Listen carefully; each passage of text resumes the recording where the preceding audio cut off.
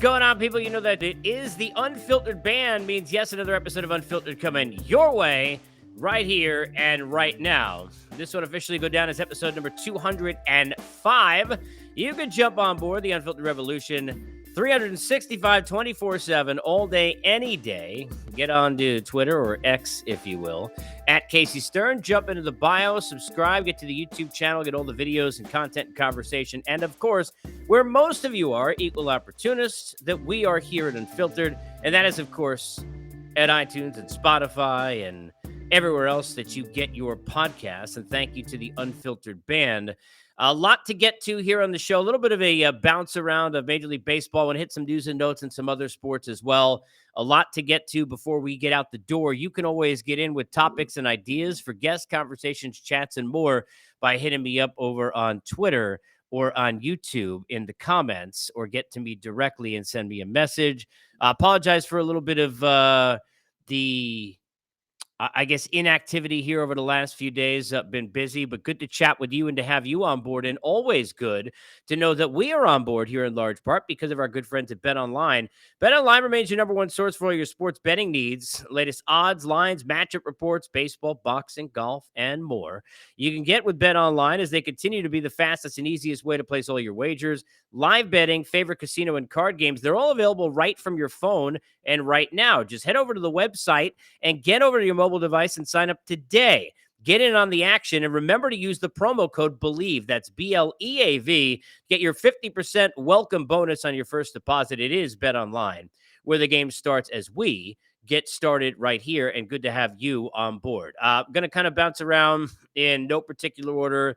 A bunch of things that I want to get to for baseball. Let's start with baseball in New York and what a disaster it is. I think it was the sixth inning yesterday, which is just a microcosm as I do this here. If you're listening to it delayed on the podcast side on Wednesday, August the 16th. But that sixth inning where they gave up 6 runs to the Pirates, they end up losing 7-4. Another loss for the Mets, who have been just a disaster.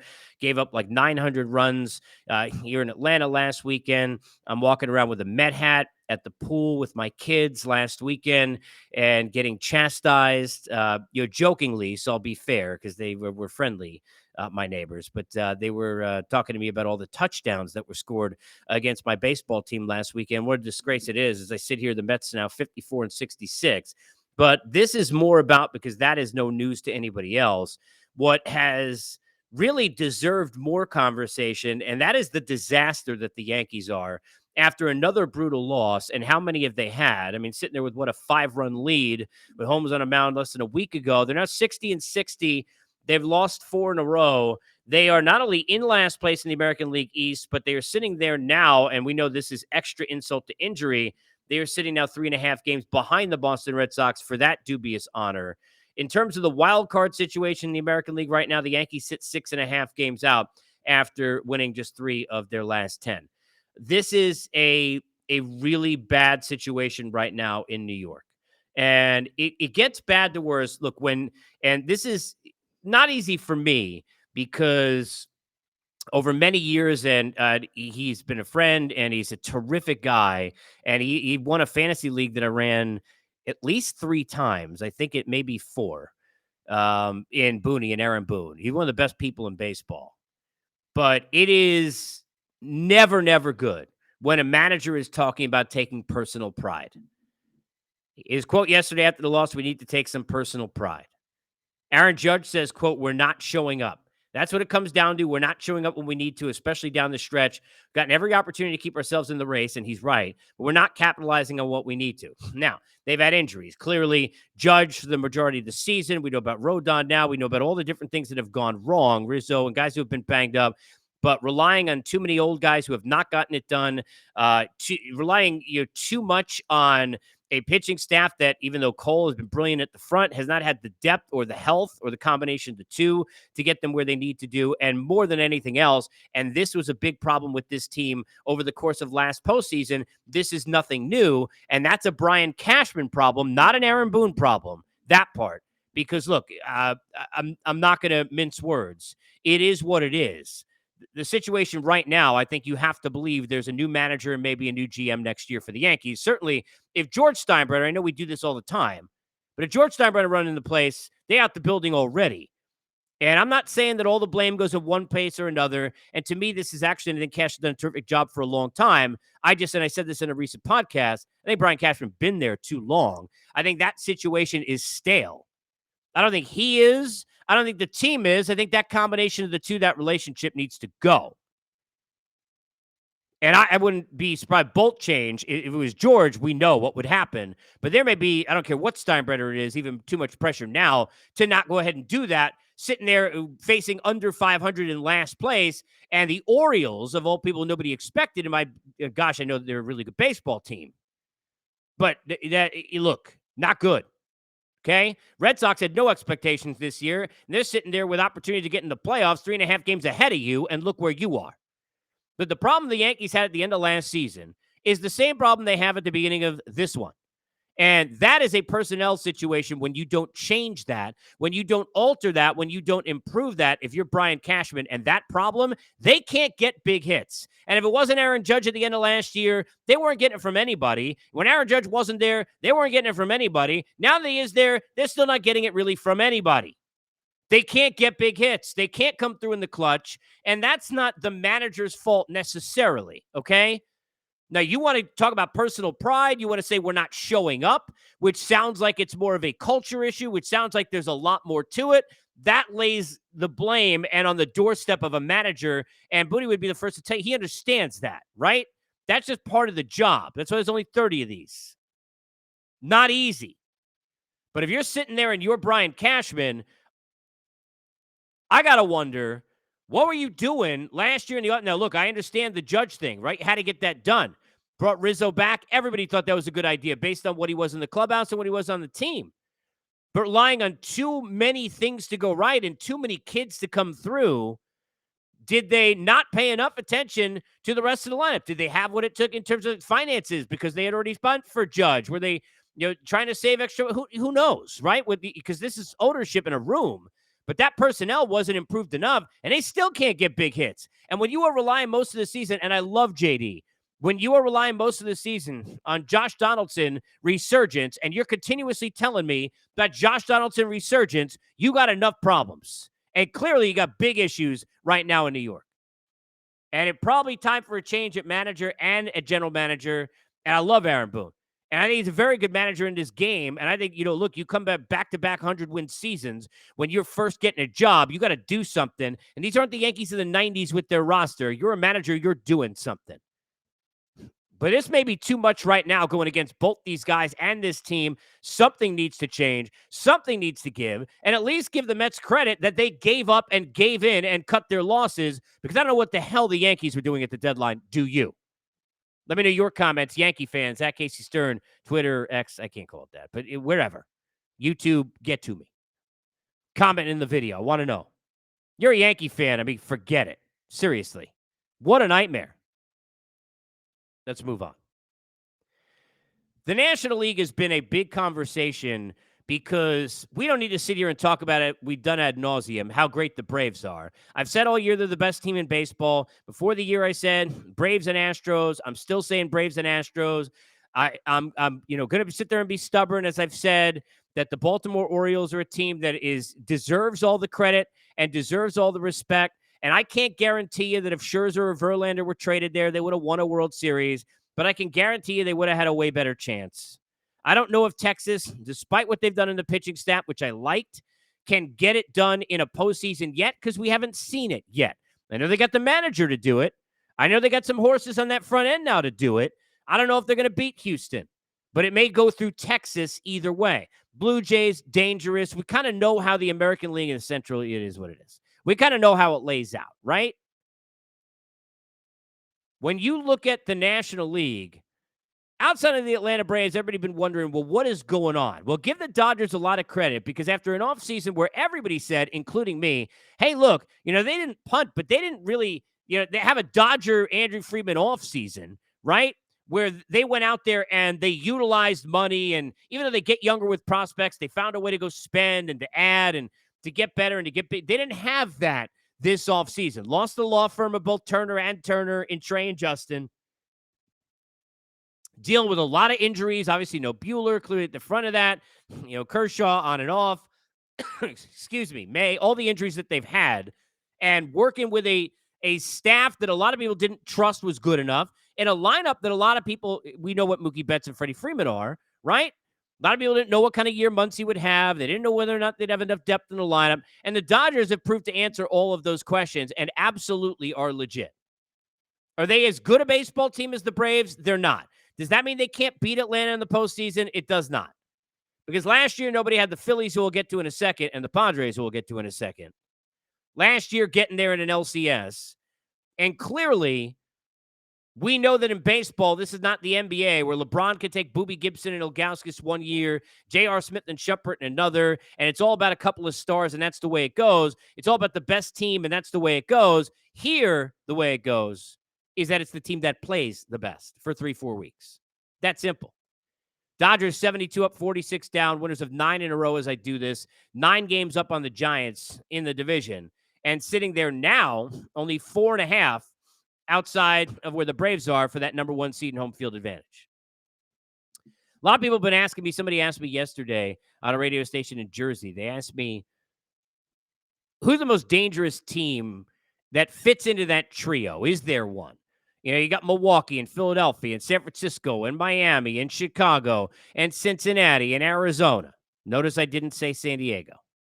And you got all those teams that are sitting there. Who's the most dangerous team in the postseason? And for me, the clear answer is Philadelphia. Now, I could go as simple as look what happened last year and do that for the Phillies, who lost to the Jays yesterday. They've lost 3 in a row. They're still 10 up over 500 and 2.5 in that number 1 wild card spot over the Giants. But whereas the Giants and to me, the Marlins, the Giants, the Cubs, the Diamondbacks, the teams in that area, Cincinnati, they all have similar problems. I don't know if your lineup is deep enough and has enough star power to get big hits in a postseason against the best pitching to go surprise and make a run. You got to be too perfect and fundamental in the margins because you're dealing with too many question marks, not enough depth in your roster, and not enough star power. And eventually that's going to get you. Now, against each other, no. Could the Giants beat Miami? Could Miami beat the Giants? Yes and yes. Could Miami beat Arizona? Could Arizona beat the Giants? Could the Giants beat Arizona? You see where I'm going. Kind of crapshoot there. Love the moxie of the Cubs. Find them very interesting. But I think all those teams kind of a crapshoot, and there's only one that stands out, and that's Philadelphia. You can make a case that Philadelphia may be the most dangerous team to Atlanta in the National League, even more so than the Dodgers, because of how prepared they are for a postseason. I know Aaron Nola has not had a great year. His ERA somewhere 4.5 as I do this, right? Even Wheeler hasn't been, maybe to some, as dominant just because of the high expectations in what they were at the end of last year. But when you look at Wheeler and what he's capable of and what we know he can do and what he's done most of the year, and you look at Nola and at least what he's capable of and he's heading out to free agency, and you go look at what Lorenzen, who's already thrown a no-hitter, has done, you look at Ty, you look at Suarez, they got enough guys, and then in a short series, they're throwing 2 of them in the pen. In a long series, they're throwing 1 or 2 of them in the pen. Excuse me. When you've got all of that working for you, you got more than everybody else got. Because that depth is there. When the back end of the bullpen, you can throw arms who have gas, and lefty and righty who can get big strikeouts, you're in a great spot. Now, look, I don't trust Craig Kimbrell. There was a stat when I was doing TBS years ago in the postseason when he was on the Red Sox and having his struggles and couldn't find the strike zone. There was a stat that Mariano Rivera could have come back to the big leagues and pitched in the postseason. This is a real stat. I think Jason Stark had this at the time because usually he has these great stats like this. So it probably was from there. This was a real thing, and I remember we read it on the air. Mariano Rivera could have come back, not recorded a single out, given up 47 runs, and he would have had a better, and this is real, had a better ERA in the postseason than Craig Kimbrell. Think about that. Well, now you got Kimbrell, who has become seemingly the closer, whether anointed or not. And you got a situation where Rob Thompson, a guy who really last year in the postseason showed he's willing to go for it and not go for it with, ways you normally see where short sit, go for it in the pen.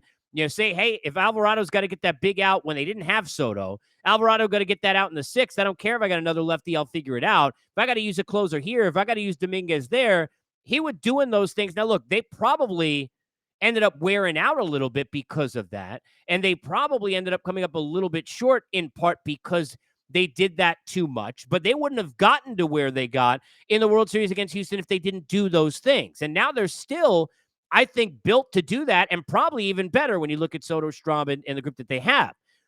And then Suarez or Walker in the bullpen and even more depth there. And I love Suarez. That guy is a gamer. In big spots, you can go him 3 innings as a starter in a spot, start 3 in the pen, 2 in the pen, throw an 8th inning, close a game. He's going to be there. That's one of those dudes who raise that level when he gets in that big spot. But if you sit there and you look at Philadelphia, I can't trust Craig Kimbrell, and that's a problem. But they got front-end pitching and depth. They got back-end ability and some depth. And in the middle of the lineup, they got guys that, look, I don't know what version of Bryce Harper you're going to get. Hopefully his body is continuing, if you're a Phillies fan, to get ready and ready and ready to the point where he's feeling like I'm in mid-season form when everybody else tired in October. And that's the hope. We can't know that. I mean, he's done enough to prove himself when healthy that if he's not great and it is what it is, you just got to understand that it is what it is because of him not being ready physically and maybe pushing himself a little further than he should have too soon. But when you've got bats in that lineup, and they do, who have already shown they can get big hits in a postseason, and you've got the guys who can get big outs. Look, if you can get big hits against the best pitching late in games, and you can get big outs late in games, you're way ahead of the pack. And you tell me, go look at Miami. Look, Soler just his 30th homer. Yeah, you got some great stories there. You get great stories in the Giants. Go look at the Giants lineup. Go look at the Cincinnati pitching, right? Go sit there and look at Arizona running a lot of youth. And you go look in the depth of those lineups. I don't know if you got guys that scare you can get big hits. And the way Trey Turner is playing and advancing as the season wears on, it goes even better for him that if I can get you Schwarber, Turner, and Harper somewhere 1, 2, 3, perhaps at the top of your order, I'm in a good space at least to come around 3, 4 times and give you some trouble in a postseason, especially in a series where the more they see those bullpen arms, the more they're going to have a chance to beat those bullpen arms that they're facing. That's what makes Houston so dangerous. It's the depth of that lineup, in addition to the fact that front end, even when they didn't have Verlander back, now they do, and back end, we know what they could do. The Houston Astros can go down 5-0 and have a crappy start, go score 6 runs in a 7th inning. All of a sudden, they're again way better than you, and their lineup can get you there and cut that gap. Or they can win the game 5-0. They can win the game 1-0. Philadelphia can do those things. Now, have they done them consistently all year? They have not. But can they? They're more than capable. And to me, in the National League, they are the most dangerous team outside of Atlanta and outside of Los Angeles. And they may be more dangerous in the postseason than even the Dodgers. To me, the road to the World Series will go through Atlanta and Philadelphia. I believe that. Based on, again, depending on the matchups and how all that works, who fits in one wild card and who plays who and all of that, which is yet TBD at this point. One more thing on the baseball side I want to hit, and then I want to get to a couple other things quickly. The San Diego Padres, they won yesterday as they do this. They're 5.5 out. They gained a game back. They had dropped to 6.5 out of the wild card. The crazy part about San Diego is, whereas the Mets, who are the other disaster, and maybe even more so clearly, who at least admitted and cut their losses, are so far away. And to me, this is not a team they can have in the wild card era. The Mets can do enough tweaking to give themselves a competitive chance to make a playoff next year if things go right. It's possible, right? But the San Diego Padres could be a World Series threat next year. It's possible. Now, I don't know what happens with Snell. We don't know what happens in free agency. But this is a team, and I've said this, that is reminiscent to me of in covering that Red Sox team in 2013, Boston Strong. They had finished in last, I think, right, the year before. And they had star power. They had pieces. And things just didn't work out. Everything seemed to go wrong. Even worse than this situation here. Might have been the chicken and beer even that year before. I don't remember. But not because it's been so many years. But I do know this, that in the offseason, they made the first 2 moves that were done that whole offseason in the sport. Both were the Red Sox. One was Rossi, now the manager of the Cubs, David Ross, and the other Johnny Gomes. And those 2 guys were two of the biggest reasons that team went and won that World Series. Not because even though they had big hits and each had a big homer or two, not because of that, but because they were missing glue and missing culture. And the Padres are missing glue and missing culture. The Padres have star power. Look, I know Bogart's overpaid, but he's still, and I think he'll progress better as these years go on. To me, for all that Juan Soto hasn't done, he's had to carry the team offensively too many times, and the numbers are still very good. And when you look at him, is he Trout or Ohtani right now the way he's played? No, he's not. He's still one of the best players in baseball. He's still one of the best hitters in baseball. If you tell me I got Soto and I got Machado and I got Bogarts and I got Cronenworth and I got Tatis Jr., I got a chance and I got a good chance. And I'm not putting this on Bob Melvin. Now, managers deserve blame for everything. And within all of that, as heads of companies do or parents do with kids, and I get that, and he should get some. But to me, this is a A.J. Preller into this offseason. And everybody's got their fascinations with AJ, whether they think he's great or they think he's the most overrated GM in the league or everybody's somewhere in between. Let me tell you where I am. He's got to go out there within the margins and do better. He's got to build a team. And that is glue. That is culture. That is depth where they need it in the margins in the bullpen, at the fringes of their roster, and finding winners and guys who can help breed better leadership in this room, because right now it's not good enough. Because when you lose as many, and I think they've lost more one-run games. What is it? I'm trying to remember. I think it's games that have landed within 2 runs. They've got by far the worst record in the league. I mean, it's amazing how many games they've lost. And when that's happening, it means a few things. One, it means your bullpen is failing you in a lot of spots because usually those are blown leads. And then 2, and not only saves, but in that middle of that game where you can't get that baton to the haters of the world, right? And the other reason is because you're not coming through in big spots, similarly to what we talked about with the Yankees. San Diego Padres, though, to me, conversely to the Yankees or the Mets, have a roster that absolutely, with a couple of tweaks, could be right there and go win a division next year. That's what's so frustrating about San Diego. That's what makes it such a disappointment in San Diego. A couple of quick nuggets off baseball I want to get to and just bounce around a little bit, give you some thoughts, okay? Things that I've been thinking about here. Number one, let's go to James Harden, all right? Covering the NBA for years, loved basketball all my life. And James Harden is one of the most talented offensive players that I've ever seen. I don't care what age you are. He's one of the most talented offensive players you've ever seen. And that's about where his conversation should end. This guy is such a complete pain in the ass that it is unreal. To me, it's not at the level of Kyrie Irving because it's a little bit different. But how many places has James Harden gone to? How many teammates have thought he's the guy that would add to the mix and he's the last part of a duo or a trio, whether it's in Houston or Brooklyn or everywhere else, that ain't going to go fix it, and it just doesn't work. Now, when he gets in spots where other guys get injured and he's got to carry the load and he can go score 45 points, he looks like a hero. And every time he needs to come through in the clutch, like when Durant went down in game 6 and 7, and they're sitting there, and in Houston, everybody's like, oh, okay, with Chris Paul stayed healthy, James Harden's still there, and what the hell happened? And where the hell was he? Maybe 1 for 10 or something like that in the second half, if I remember correctly. I don't think he took like a shot in the third quarter of that last half of that game. I'm not a guy who says, give it to me, I'm going to take it over. He's a pain in the ass. Enough. And I understand what Daryl Morey has been and not been. And how Philadelphia in general, I mean, something in the ooze in Philadelphia with that basketball team over, I don't even know how long, since the beginning of the process. Even when they think they're out of it, they're back in it. Even though when they think they're on the right direction, they're not following the yellow brick road. The Jets may not follow that and go to a Super Bowl. The Jets may be overrated because of the attention, because of Hard Knocks, certainly predominantly because of Aaron Rodgers, and because of the thoughts of what their defense was the last year, what it was a year ago, and because of now Dalvin Cook coming in. But let me tell you something and get something clear, and this is on behalf of the Jet fans. I'm not a Jet fan. I grew up in New York. I grew up in Long Island, where a lot of people, even more so that are friends of mine as kids, were Jet fans more than a Giant fan, which I am.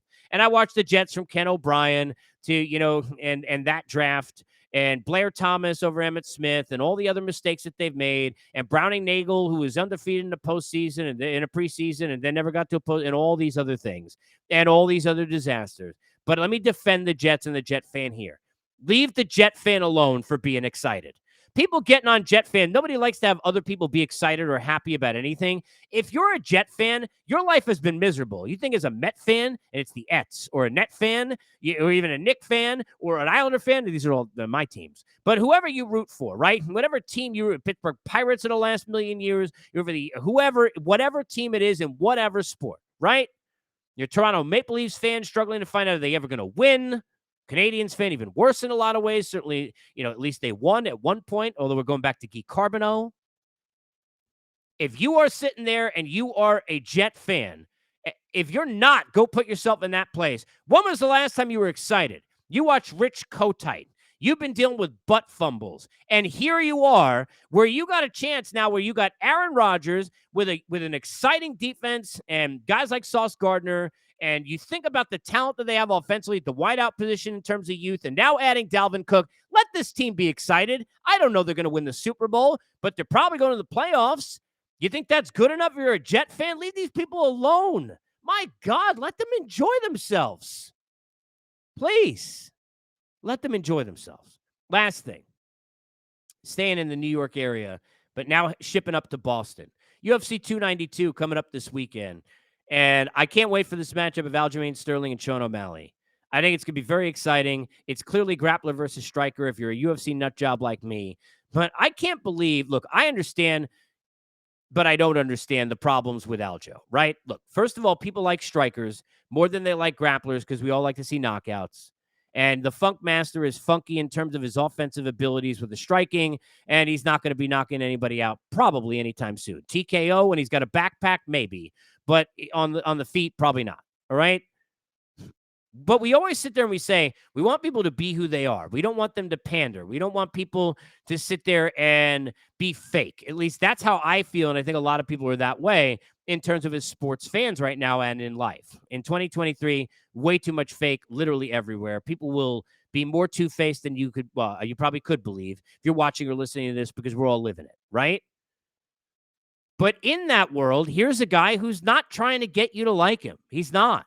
He's sitting there and he's telling it like it is. He's telling you about how he feels, if he's extra confident, overconfident, how he feels about opponents, if he cares about whether or not, you're sitting there playing Fortnite with him, as he says, like he does with O'Malley. And I like Sean O'Malley as well. But I can't believe the crap that Aljo gets. The only guy who's even in the conversation for bantamweights all time with him is Dominic Cruz. That's it. That's it. The only dude. Outside of that, there's not even anyone there. Give this guy some credit. Give him some flowers. He said 99. He said on my guy Ariel's show, 99.9 chance, probably his last fight in the bantamweight division. Win or loss, give this guy his flowers for what he's done. Give him some love for the run that he's had. Because at the end of the day, a lot of the stuff people are going against him for, not his fault. What Jan did in that first fight, not his fault. TJ Dillashaw coming in with one arm, not his fault. And he did what he was supposed to do with Cejudo, and I thought he won that fight. I'm pumped for this one. Your thoughts on UFC 92? Backtracking. Harden. Jets. Give me that. Anything across the league in baseball. Hit me up at Casey Stern. Get me along the way on YouTube. I put this on my YouTube channel, but for those of you who are in the area, in Georgia, anywhere in Georgia, coming up on Friday, August 18th, I'll be hosting the second karaoke event that I've done. We're doing these monthly now, every third Friday in Alpharetta, Georgia, at a place called Rock and Roll Sushi on Windward Parkway. And come on down, talk some sports. We had a lot of fun. We packed the house the last time. Great music, great vibes. You get free sushi for everybody who sings. We talk a lot of sports and get into a bunch of different things. Be hosting that event coming up at 7 p.m. Friday night, Windward Parkway, right here in Alpharetta, Georgia. Come see me on the 18th. In the meantime, I will see you next time. We at Unfiltered, as always, presented by our good friends at BetOnline.